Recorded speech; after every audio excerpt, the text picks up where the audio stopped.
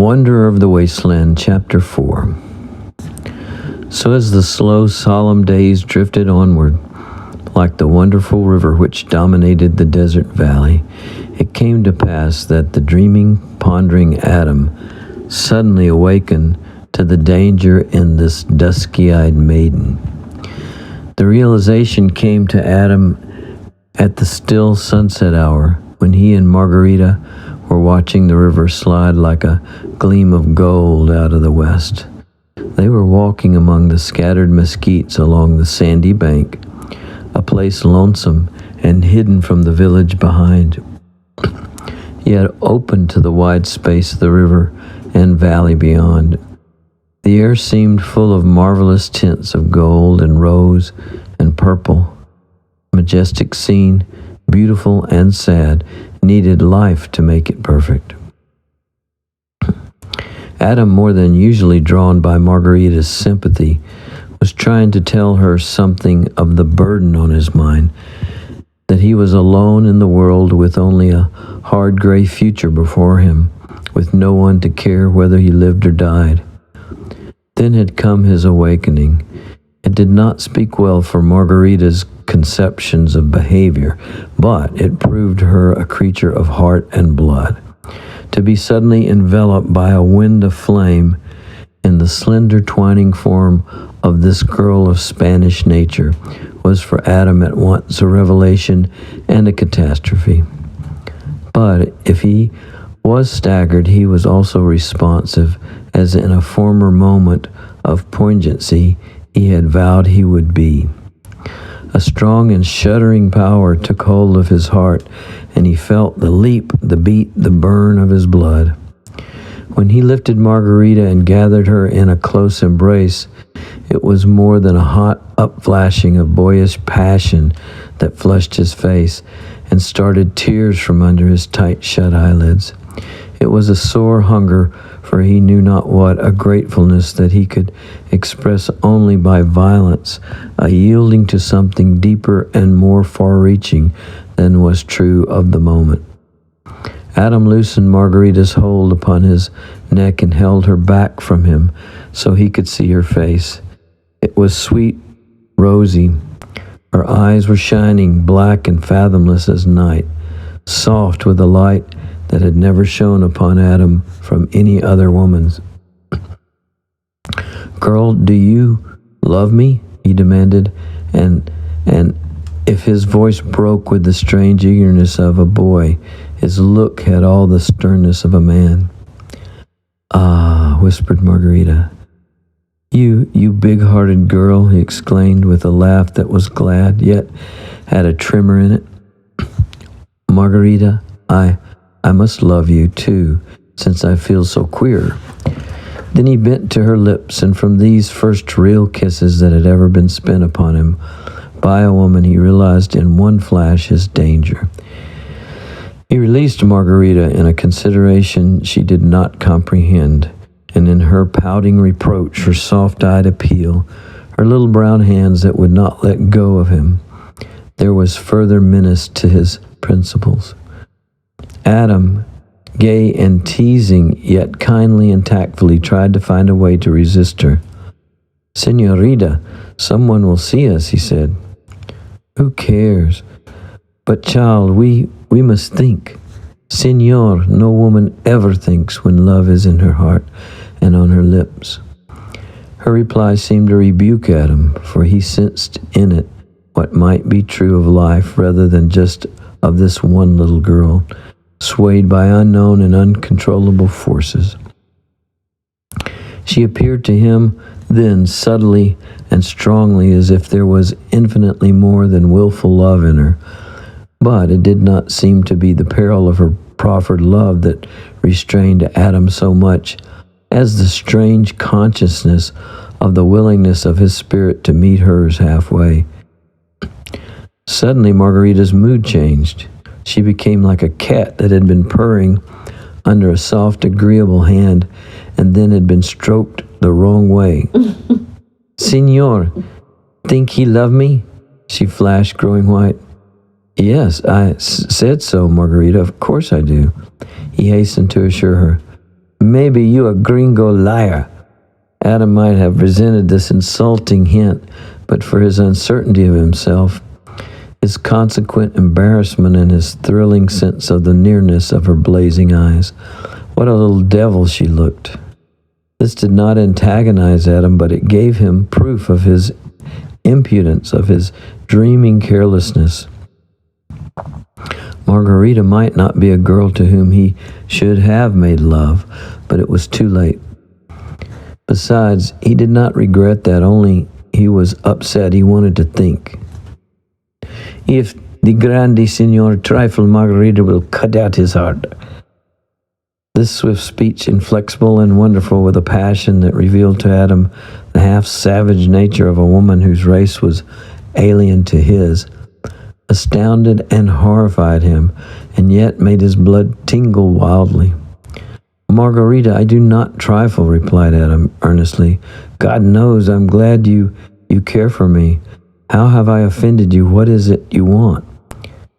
"Let Signor swear he loved me," she demanded imperiously.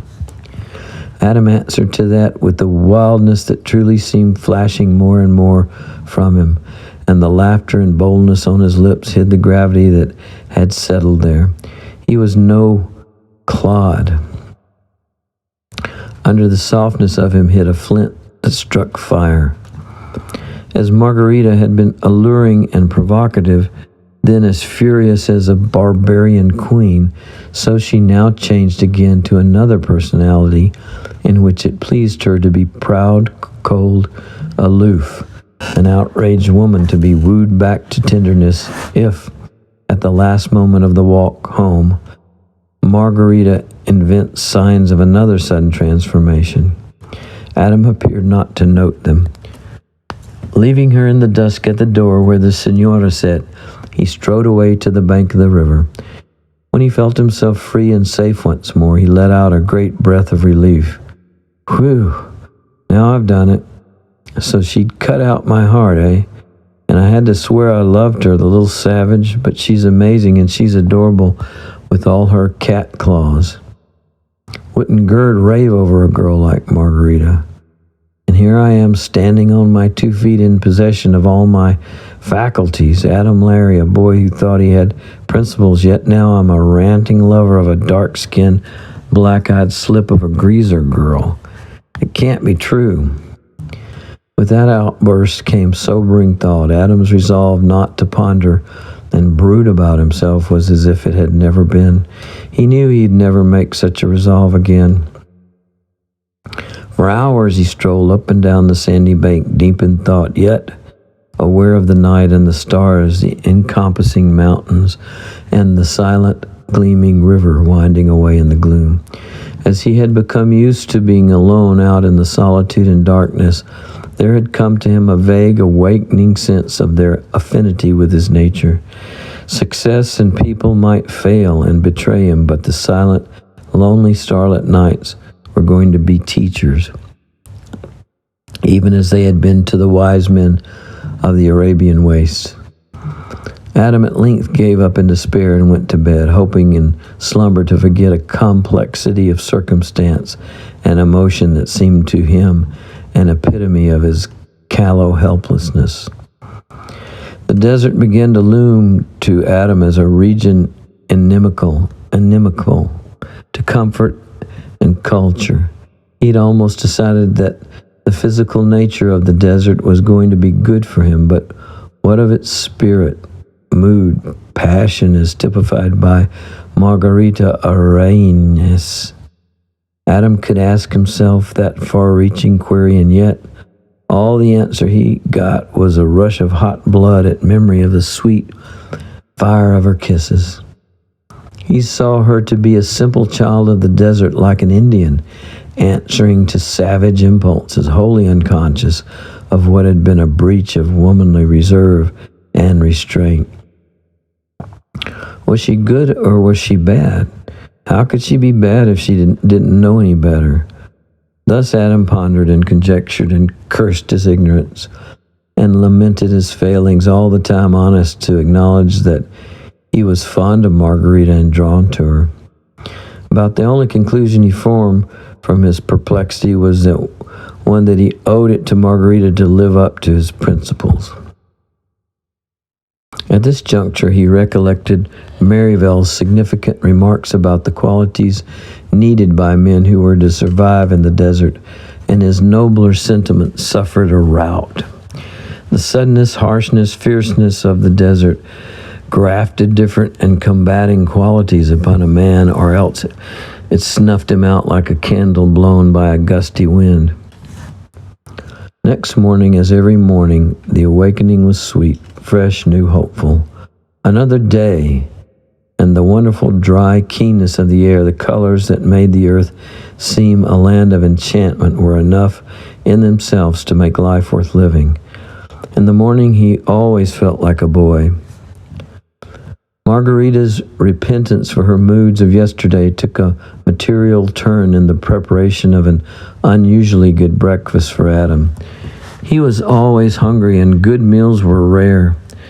Adam liked her attentions, and he encouraged them, though not before the Senora or Arenas, for the former approved too obviously, and the latter disapproved too mysteriously. When some time later a boat arrived, Adam was among the first to meet it at the dock. He encountered Mackay coming ashore in the company of a man and two women, one of whom was young. The manager showed a beaming face for the first time in many days. Repairs for the mill engine had come.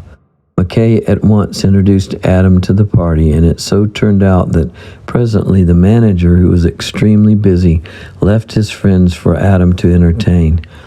They were people whom Adam liked immediately, and as the girl was pretty, of a blonde type seldom seen in the Southwest, it seemed to Adam that his task was more than agreeable.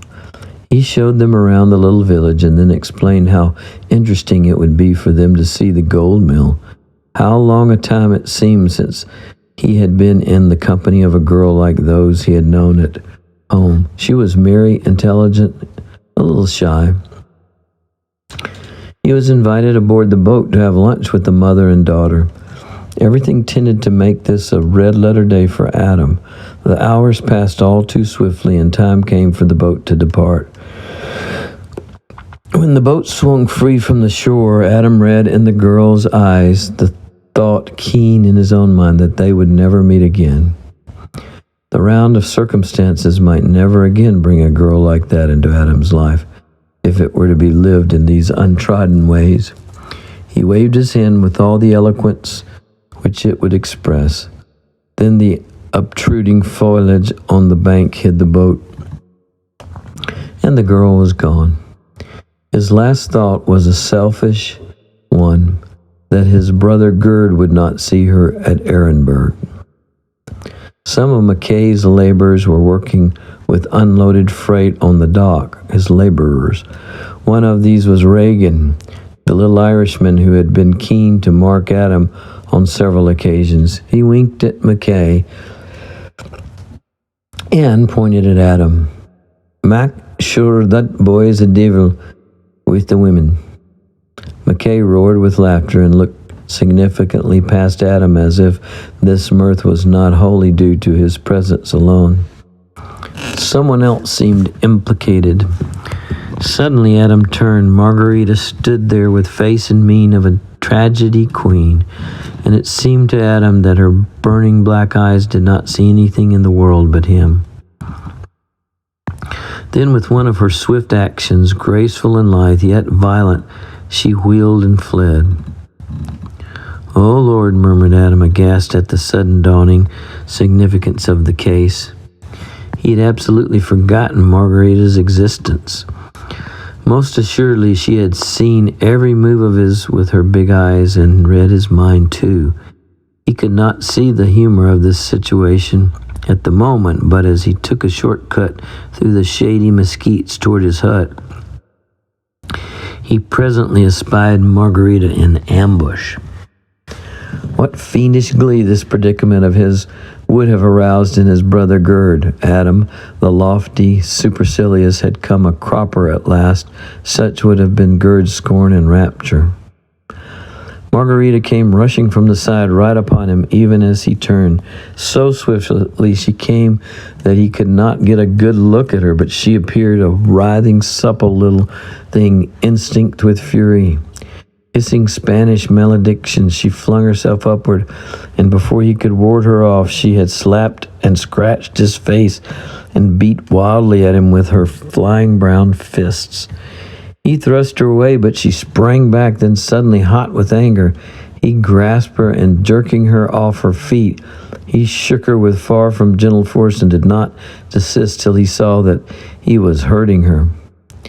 Letting her down and holding her at arm's length, he gazed hard at the white face framed by disheveled black hair, and lighted by eyes so magnificently expressive of supreme passion that his anger was shocked into wonder and admiration. Desert eyes. Right there a conception dawned on his mind. He was seeing a spirit through eyes developed by the desert. "Margarita," he exclaimed, "are you a cat? I hate you," she hissed, interrupting him. The expulsion of her breath, the bursting swell of her breast, the quiver of her whole lithesome body, all were exceedingly potent of an intensity that utterly amazed Adam. Such a little girl, such a frail strength, such a defiant brain to hold all that passion. What would she do if she had real cause for wrath? "Ah, Margarita, you don't mean that. I didn't do anything, let me tell you." She repeated her passionate utterance, and Adam saw that he could no more change her than he could hope to move the mountain. Resentment stirred in him. "Well," he burst out boyishly, "if you're so darn fickle as that, I'm glad you do hate me." Then he released his hold on her arms, and turning away without another glance in her direction, he strode from the glade. He took the gun he had repaired and set off down the river trail. When he got into the bottomlands of willow and cottonwood, he glided noiselessly along, watching and listening for game of some kind. In the wide mouth of a wash not more than a mile from the village, Adam halted to admire some exceedingly beautiful trees. The first was one of a species he had often noted there, and it was a particularly fine specimen, perhaps 5 times as high as his head and full and round in proportion. The trunk was large at the ground, soon separating into innumerable branches that in turn spread and drooped and separated into a million twigs and stems and points. Trunk and branch and twig, every inch of this wonderful tree was a bright, soft green color, as smooth as if polished, and it did not have a single leaf. As Adam gazed at this strange, unknown tree, grasping the nature of it and its exquisite color and grace and life, he wondered anew at the marvel of the desert. As he walked around to the side toward the river, he heard a cry. Wheeling quickly, he spied Margarita running toward him. Her hair was flying. Blood shone on her white face. She had torn her dress. "Margarita," cried Adam as he reached her. "What's the matter?" She was so out of breath that she could scarcely speak. "Felix, he hide back there in trail," she panted. "Margarita, watch. She go round." The girl labored under extreme agitation, which, however, did not seem to be fright. "Felix? You mean the Mexican who drew a knife on your father?" "The fellow I threw around up at Picacho, si, senor," replied Margarita. "Well, what of it? Why does Felix hide up in the trail?" "Felix swore revenge. He kill you." "Oh, no, so that's it," ejaculated Adam, and he whistled his surprise. A hot, tight sensation struck deeply inside him. "Then you came to find me to warn me?" She nodded vehemently and clung to him, evidently wearied and weakening. "Margarita, that was good of you," said Adam earnestly, and he led her out of the sun into the shade of the tree. With his handkerchief, he wiped the blood from the thorn scratches on her cheek. The dusky eyes shone with a vastly different light from the lurid hate of a few hours ago. I thank you, girl, and I'll not forget it, but why did you run out in the sun and through the thorns to warn me? Signor, no, now, he killed Felix before Felix killed him, replied Margarita in speech that might have been naive had its simplicity not been so deadly. Adam laughed again a little grimly. This was not the first time there had been forced upon him a hint of the inevitableness of life in this desert, but it was not his duty to ambush the Mexican who wanted to ambush him. The little coldness thrilled out of Adam to the close, throbbing presence of Margarita, the fragrance, the very breath of her went to his head like wine. But girl, only a little while ago you slapped me, scratched me, hated me, he said in wonder and reproach. No, Margarita loves Senor, she cried, and seemed to twine around him and climb into his arms at once. The same fire, the same intensity as that unforgettable moment of hate and passion dominated her now, only it was love. And this time it was Adam who sought her red lips and returned her kisses. Again, that shuddering wild gust in his blood, it was as strange and imperious to him then as in a sober reflection it had been bold, gripping, physical, and drawing him, not sanctioned by his will. In this instance, he was weaker in its grip, but still he conquered, releasing Margarita. He led her to a shady place in the sand under the green tree and found a seat where he could lean against a low branch. Margarita fell against his shoulder and there clung to him and wept. Her dusky hair rippled over her, soft and silky to the touch of his fingers. The poor faded dress of a fabric unknown to Adam, ragged and dusty and torn, and the little shoes worn and cracked, showing the soles of her stockingless feet, spoke eloquently of poverty. Adam noted the slender grace of her slight form, the arch of the bare instep, and the shapeliness of her ankles, brown almost as an Indian's. And all at once there charged over him an overwhelming sense of the pitifulness and the wonderfulness of her, a ragged, half-dressed little Mexican girl, whose care of her hair and face and the few knots of ribbon betrayed the worshipful vanity that was the jewel of her soul, and whose physical perfection was in such strange contrast to the cramped, undeveloped mind. My God, whispered Adam under his breath. Something big and undefined was born in him then.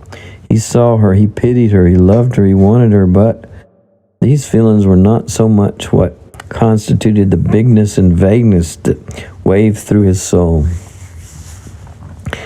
He could not grasp it, but it had to do with the life, the beauty, the passion, the soul of this Mexican girl, and it was akin to a reverence he felt for the things in her that she could not understand.